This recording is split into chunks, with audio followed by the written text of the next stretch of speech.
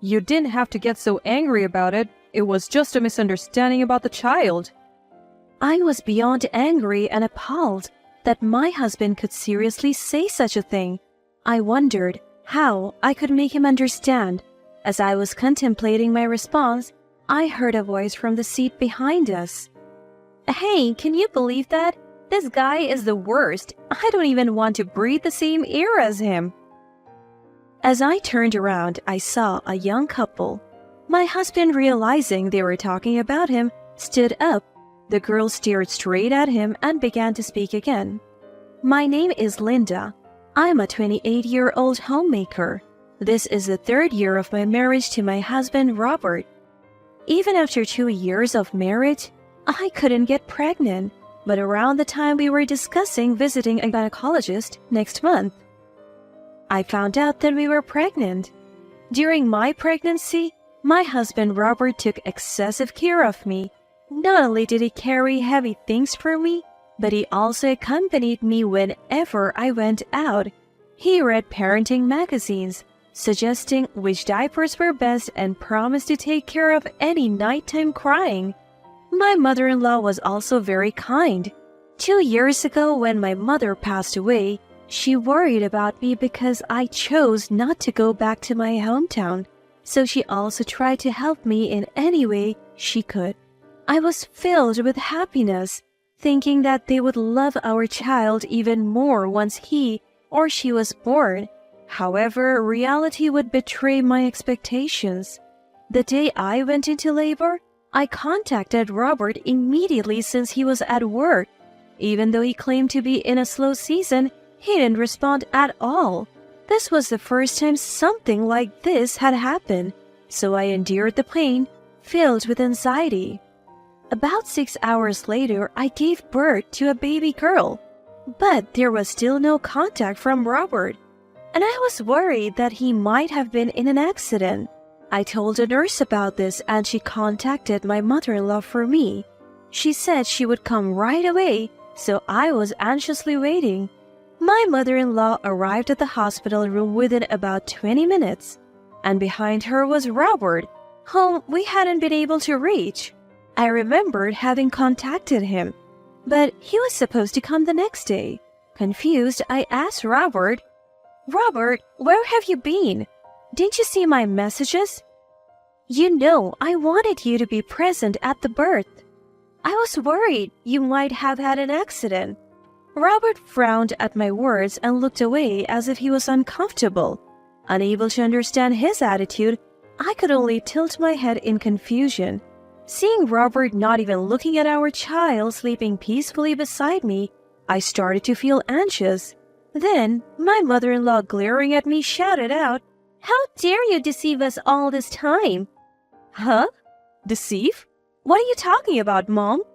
My mother-in-law's face turned red. Robert, as always, frowned and looked away. "My son Robert is sterile. This baby is not his. You had an affair and now you're trying to make Robert raise that child?" "What? Wait a minute, sterile? Just to be clear, I never cheated on my husband, so our daughter is truly, without a doubt, his child." You know, I would have been happy with just the 2 of us, he said, struggling to get the words out. "But you wanted a child. I thought that if I could accept that child, everything would be alright, but in the end, I just couldn't stand it." My husband, he poured out his heart like that. On hearing this, my mother-in-law became even more incensed. "How dare you betray my kind-hearted son? He confessed everything to me yesterday. You're getting a divorce and we will be seeking alimony." "Wait, a divorce? Hold on. This must be a mistake. I didn't cheat. If need be, I'm willing to have a DNA test done on our daughter and Robert." Before I could finish, the hospital room door burst open with a loud bang. Startled, I turned to see my father standing there. He stormed over to me and, in a fit of rage, slapped me across the face. "You disgrace! You betrayed your husband by having an affair. I'm cutting all ties with you, and you are not getting any inheritance." "Ouch! Dad, wait! I didn't cheat!" But he cut me off, slapping me again. The pain in my cheek throbbed, and tears welled up in my eyes. My mother-in-law, my husband, and now my father, They all scorned me. I desperately denied the accusations, but no one believed me. Just as I was about to utter the word divorce, the door swung open again. "Excuse me," a nurse entered the room. "I'm sorry, but we asked for quiet in the hospital. I don't know the circumstances, but new mothers are quite sensitive. This could lead to postpartum depression, so please refrain from discussing such matters." "What are you talking about barging in here like that? This has nothing to do with postpartum depression." To my mother-in-law's protest, the nurse smiled and responded, "Well, if anything were to happen because of this, part of our job is to ensure the safety of our patients. I hate to intrude, but I'll have to ask you to leave." My mother-in-law grumbled and left, seemingly overpowered by the nurse's insistence. My husband and father also left the room, and finally tranquility returned. "I'm sorry, I didn't mean to cause trouble." "Don't worry about it. Our job is to protect the mother. Besides, I know for a fact that you, Linda, wouldn't have an affair." The nurse called me by my name, and I looked at her. I must have met her somewhere before, but still not able to place her, she smiled at me. "I have lost a lot of weight since then, so I can understand if you don't recognize me. Remember, we went to high school together. Mary, do you remember?" "Mary? No way! Is it really you?" At the familiar name, I was taken aback. Mary was a friend from high school, a quiet and gentle girl. Before she joined our friend group, she was teased about her figure by some other girls. I don't remember how it happened, but she started spending time with us. We shared a love for cartoons and comics, talking about it every day. However, I never would have guessed that the slender, beautiful woman in front of me was the same person. "I can't believe it. You moved away so suddenly and we lost contact. I have been worried." "I'm sorry, my parents divorced and I had to cancel my cell phone. My mom's family is from here, so I moved hastily." "I see. I'm glad you seem to be doing well. Thanks for everything earlier. When they said those things to me, I didn't know what to do." Mary hugged me and stroked my head. It felt comforting, just like when my mother, who passed away 2 years ago, used to do. "I'll explain to the ward nurses to make sure they can visit. Right now, you need to rest your exhausted body after giving birth. It's important for the baby too, right?" I sighed in relief at Mary's words. "But I have nowhere else to go after I'm discharged from the hospital, except for that house." Seeing my gloomy face, Mary made a proposal. "Actually, I live still at my mom's old house. We have extra rooms. Would you like to come stay with us?" "What? At your house?" I was surprised and raised my voice. Mary was looking at me seriously. "That's right. The current situation isn't good for you or your daughter. And if you go back, you'll be blamed by those people and your dad. Divorce is inevitable anyway, so let's fight this together. I can't stand to see you suffer like this." Tears welled up in Mary's eyes. I decided to rely on her, who was seriously considering me and my daughter. I got permission from the doctor and left the hospital half a day early. I told my husband that I would be discharged in the evening, but to be safe, I left from the back entrance and went to Mary's house. "You made it. Here's your room. Please, take it easy for at least a month while you recover." Mary's mother showed me to the room. The room was filled with a baby bed and all kinds of baby gear. "Let us know if there is anything you need." I cried tears of gratitude for Mary's kindness. After I finished breastfeeding and had a break, Mary's mother started to talk. "I have a hunch about this. It's hard to say, but I think your husband is probably cheating. My ex-husband was thinking the same thing back then." Hearing Mary's mother's words, it felt like I had been hit over the head with a blunt object. But at the same time, I couldn't help but agree, because recently, there were many times when I couldn't contact my husband during the day. He works at my father-in-law's company doing sales. It's not a large company, so they were flexible, allowing him to work from home outside of client meetings when I had morning sickness and giving him time off for every prenatal checkup. However, he started telling me he was busy about 6 months ago, and I often went to the checkups alone. Even when I sent him a shopping list during the day, he often didn't read it. I didn't suspect him of cheating because he said he was busy and he was home every night except when we were invited to my in-laws' house. A private investigator who helped me back then is my relative. He can introduce a lawyer as well. If nothing comes out of the investigation, that's good. But don't you want to know why he suddenly said those things? I nodded at her words. Mary's mother immediately contacted that person and they started the investigation the next day. About 2 weeks later, the information that the detective brought was just as Mary's mother had said. I can't believe this is happening. I burst into tears and Mary held me until I calmed down. The woman my husband cheated on me with was in her early 20s. She seemed to have joined my father-in-law's company half a year ago. She was a stunning beauty and all the men in the office were head over heels for her. Apparently, my husband was no exception. He ended up driving her home from a company-held summer party when she had too much to drink, and that's when their physical relationship started. After that, they would say they were going out for business in a day, but they would be at a hotel or her place doing God knows what. And what surprised me the most was that my mother-in-law knew about this woman and even welcomed her, apparently. She had been hoping for a granddaughter and dreamed of beautiful children when she found out the mistress was young and beautiful. She encouraged them to go on dates during work hours and actively cooperated. She even helped cover for him when he claimed to be on business trips and was actually vacationing or staying overnight with the other woman. The woman was even apparently going to a gynecologist to work on getting pregnant. It was dizzying.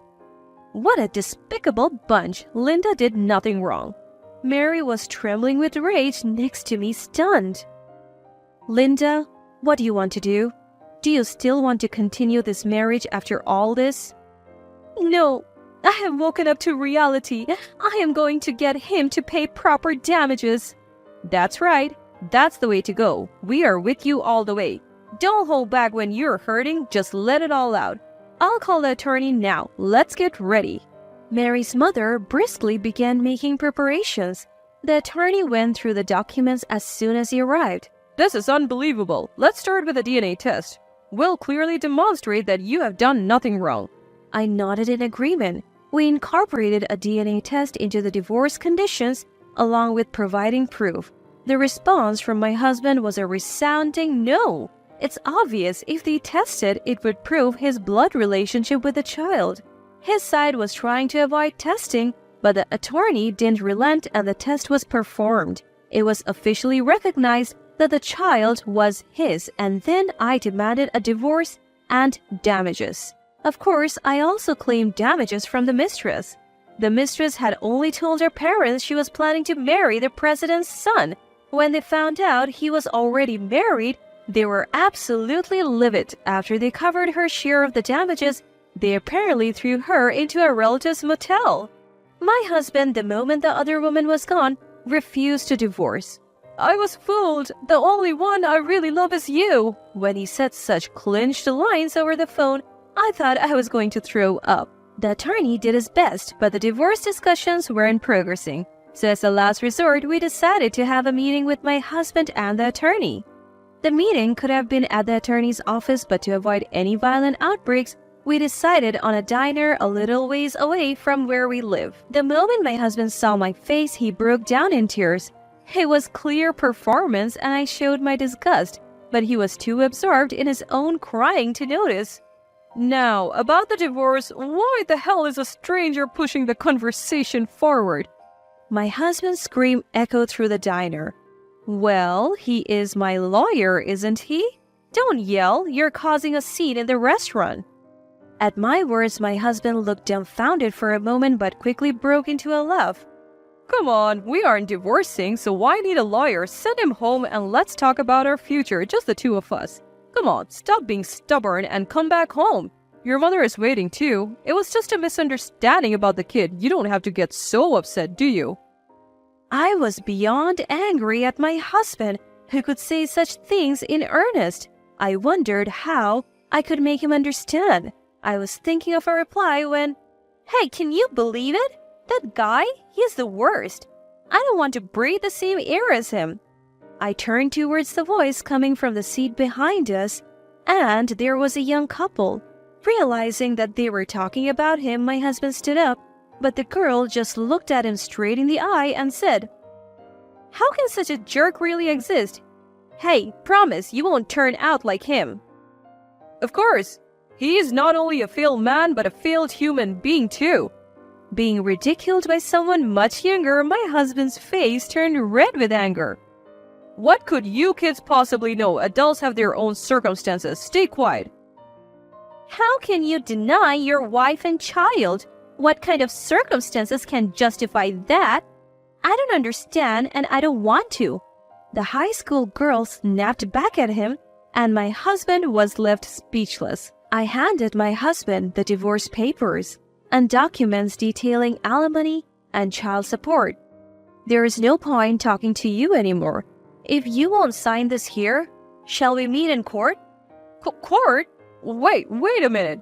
Don't talk like that. If this goes to court, it could affect my father's company's reputation. The company of the man I'm divorcing is no longer of my concern. Hearing my words, my husband sank to the ground. He signed the papers in front of him and stumbled out of the restaurant.